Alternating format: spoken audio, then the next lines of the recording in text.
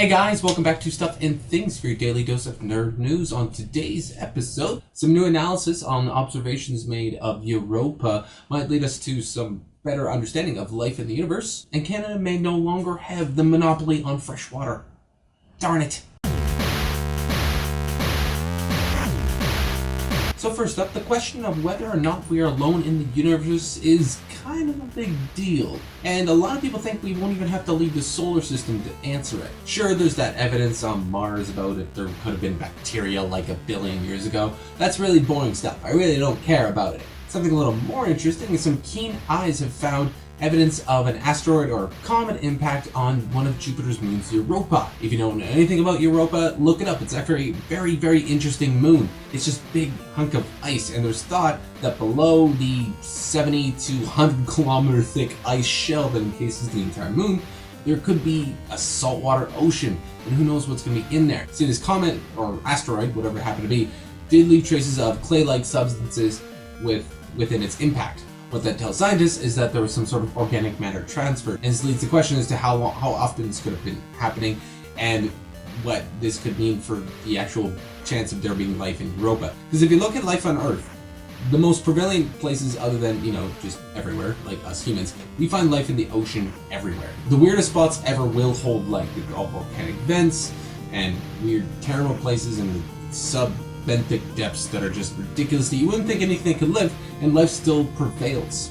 Well, we might find something like that in Europa, and that'd be pretty awesome. Because maybe if we could actually find an intelligent alien life, or even just some sort of alien life, we might stop bickering for a minute about petty human concerns?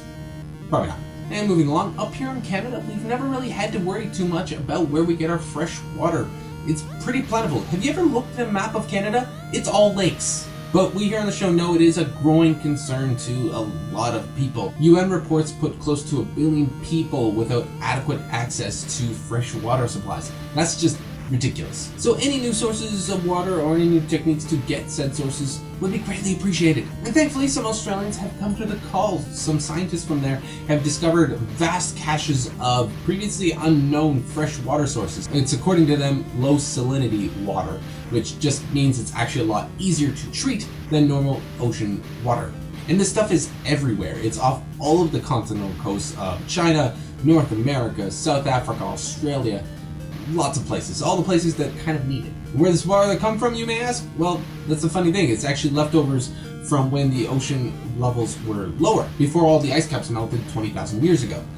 All that fresh water ended up getting trapped under a layer of sediments and clay, and since it's been relatively protected, that's where the whole low salinity thing comes in, we can harvest it, hopefully with some sort of cheap means, and there we go, a bunch of easily treatable water for the entire world. Now obviously this is just an initial discovery.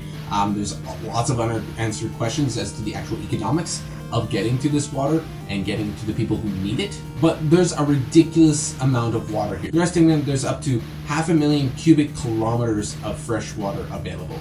That's 100 times more than we've ever encountered the last 100 years.